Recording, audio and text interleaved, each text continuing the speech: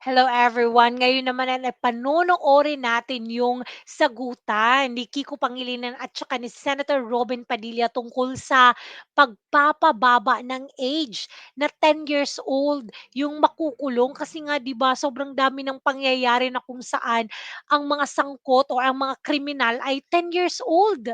Meron mga 9 years old eh kaya sobra talagang delikado na napapanahon na talaga na baguhin yung batas. Kaya naku, ito si Kiko Pangilinan naman parang ayaw talaga na amendahan. Eto guys, basta panoorin niyo 'to ha. And therefore, we welcome this opportunity na magkaroon talaga ng diskusyon, makita ang maganda sa batas, makita ang kakulangan sa implementasyon, at tingnan din natin itong usapin ng lowering of the age.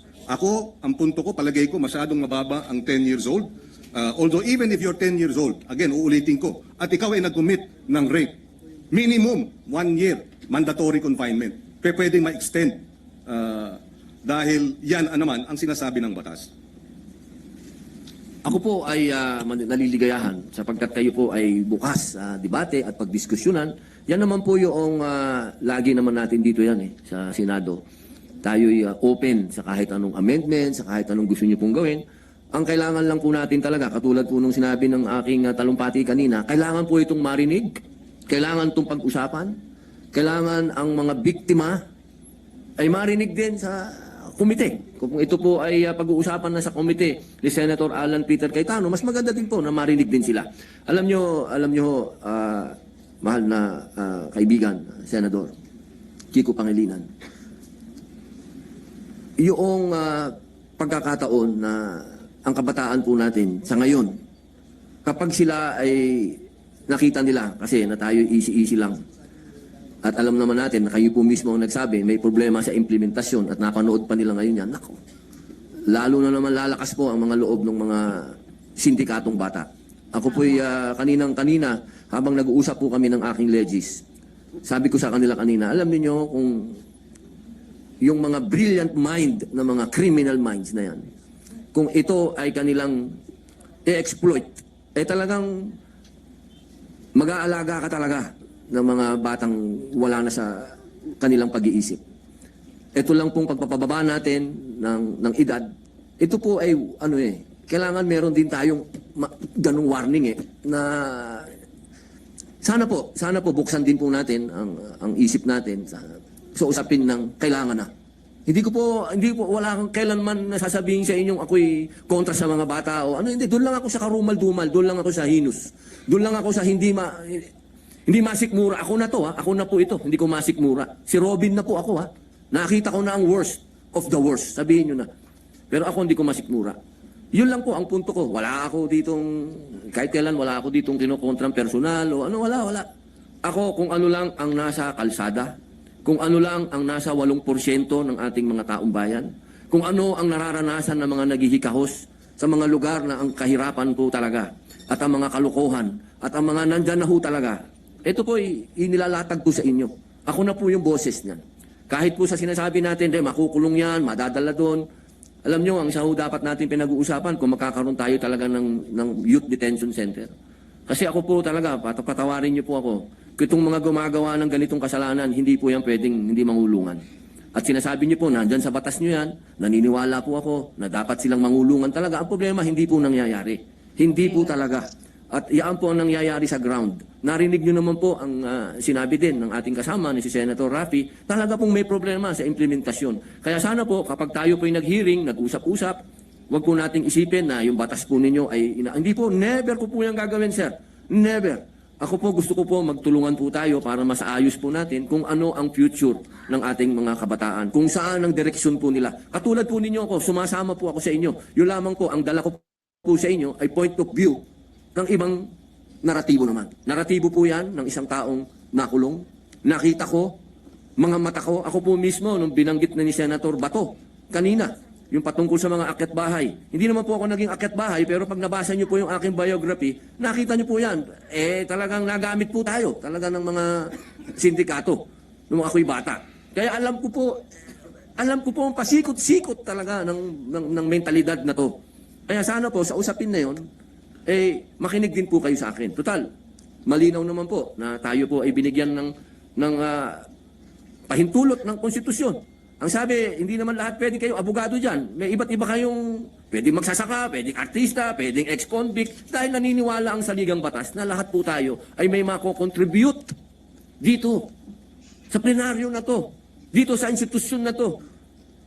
At ito po ang aking pinaniniwalaan. Ito po siguro ang magiging contribution ko sa inyo.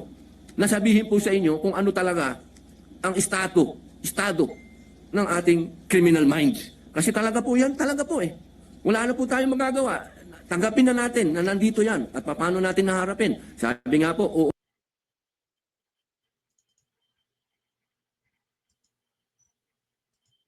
Kailangan lang po talaga ay malinawan natin na may parusa. At sabi naman nyo, sa batas ninyo, malinaw ang parusa. Ang problema po, hindi yan ang nangyayari sa ground.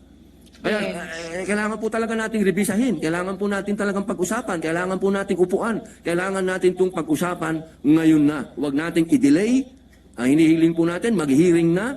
Pag-usapan na po ito dahil nangyayari na po natin. Dahil kailan lang yung rape doon sa Quezon City na pinatay yung bata na 8 years old. Ngayon may kinukwento si General Bato po, si Senator Bato na may pinatay lang na pinasok doon sa bahay. Scholar, sinaksak. So, sunod-sunod na po ito, sir. Yun lang po akin na sana ito pong sinabi po ninyo na tatanggapin niyo po lahat, pag-usapan na po natin sa hearing at dito po sa entablado at magkasundo na po tayo para yung taong bayan po, alam niyo naman po, siguro naman naniniwala naman po ako na pwede tayong mag-meet sa gitna.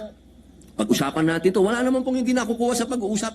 Ang kailangan lamang po tanggapin natin na may problema sa ngayon ang kabataan dahil sobra na pong bata ang mga nakakagawa ng heinous crimes. Yun lang po yun. Wala po akong gusto sa inyong diskusyonan.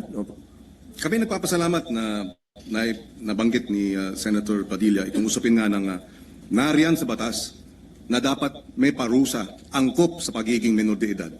At meron naman talaga. Pwede talagang manatiling confined involuntarily, mandatory confinement for many years, 2-3 years pwede yan kung ikaw nagkasala bilang menor de edad. At nabanggit din niya, pero hindi ito ang nangyayari sa baba. So baka ang problema ay sa halip na amyendahan yung batas, ipatupad ng tama yung batas. Pero ganun pa man, pakikinggan natin ang magkabilang panig.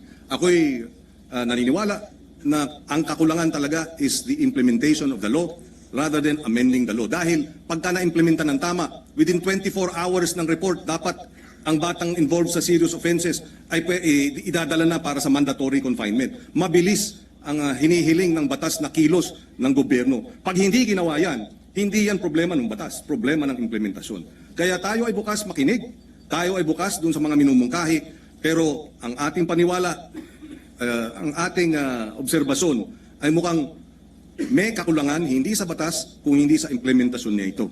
Dahil uulitin ko, yung mga 12 to 15 na nag-serious offenses, hindi dapat pinapakawala yan at mayroong parusang angkop sa edad nila at maaari silang manatiling naka-confine involuntarily. Ibig sabihin, wala silang karapatang lumabas.